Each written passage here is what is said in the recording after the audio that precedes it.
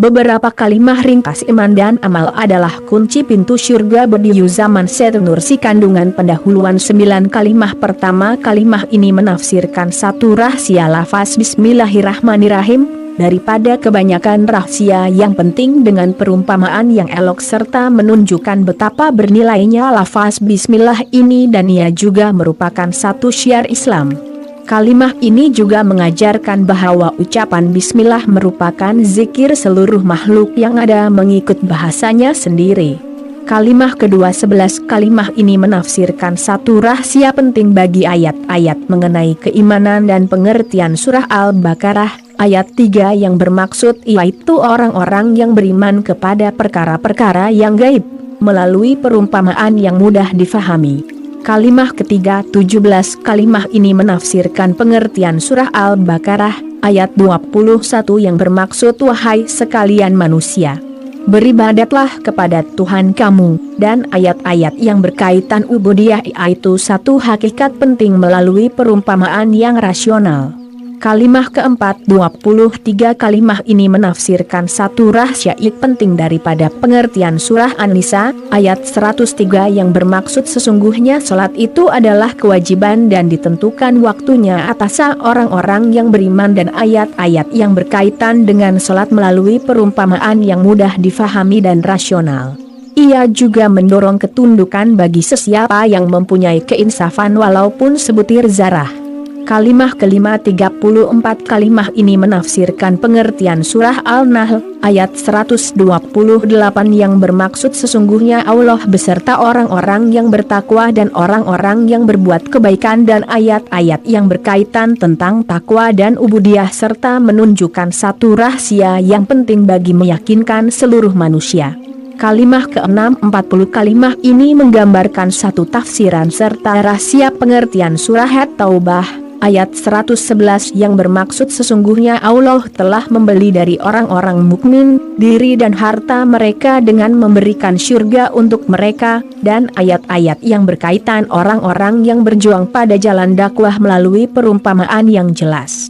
Di samping itu orang-orang yang menjual nafsu dan harta mereka akan memperoleh keuntungan, faedah dalam bentuk 5 darjat.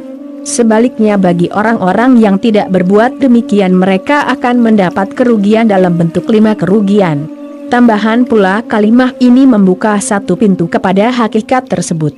Kalimah ke-7 51 kalimah ini menafsirkan satu rahasia penting bagi pengertian ayat-ayat yang berkaitan keimanan kepada Allah dan hari akhirat dan kehidupan dunia melalui perumpamaan yang mudah difahami.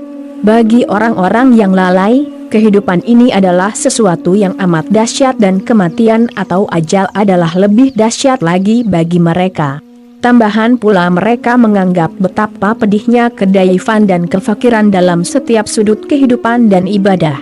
Manakala bagi orang-orang yang beriman, mereka menganggap betapa indahnya kehidupan dunia ini dari sudut batiniahnya.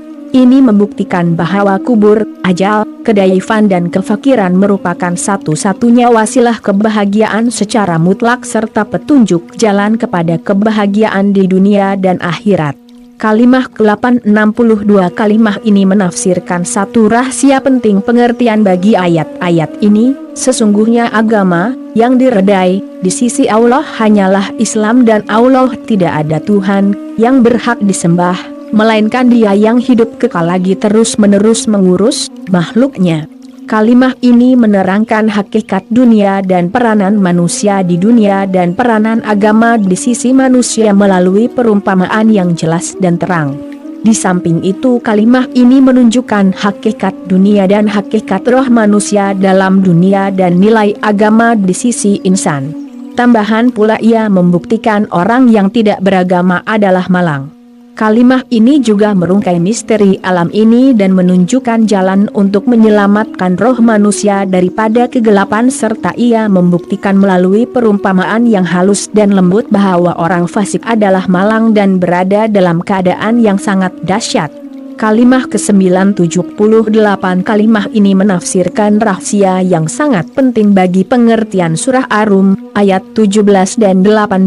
Maka bertasbihlah kepada Allah di waktu kamu berada di petang hari dan waktu kamu berada di waktu subuh, dan baginya lah segala puji di langit dan di bumi dan di waktu kamu berada pada petang hari dan di waktu kamu berada di waktu zuhur, dan ayat-ayat yang berkaitan dengan sholat 5 waktu. Di samping itu ia menjelaskan sholat 5 waktu sudah dimaklumi semua, hikmah keistimewaannya, keindahan dan keelokannya. Sehingga kan kalimah ini mendorong seseorang yang mempunyai kewarasan walaupun sebutir zarah supaya tunduk kepada hakikat yang terang dan menyeronokan ini. Kalimah ini juga menjelaskan melalui satu gambaran yang kuat bahwa sebagaimana jasad manusia memerlukan udara, air dan makanan, maka roh manusia juga membutuhkan sholat. Kalimah ke-21, makam pertama 96. Kalimah ini menunjukkan betapa bernilai dan berfaedahnya sembahyang melalui satu jalan yang mudah. Ia juga memberi satu dorongan, motivasi dan galakan untuk bersolat bagi semua muslimin khususnya bagi mereka yang malas melakukannya. Kalimah ke-21, makam ke-210. Kalimah ini mematikan bisikan penting yang selalu digunakan oleh syaitan. Ia juga menghuraikan penawar-penawar yang berkesan bagi 5 jenis kecederaan hati orang-orang yang beriman yang dibisikkan oleh syaitan. Penutup kalimah ke-14 125. Kalimah ini adalah pengajaran dan tamparan kuat terhadap kepala kelalaian. Pada akhir kalimah ini terdapat satu amaran keras yang berkesan kepada nafsu al-amarah.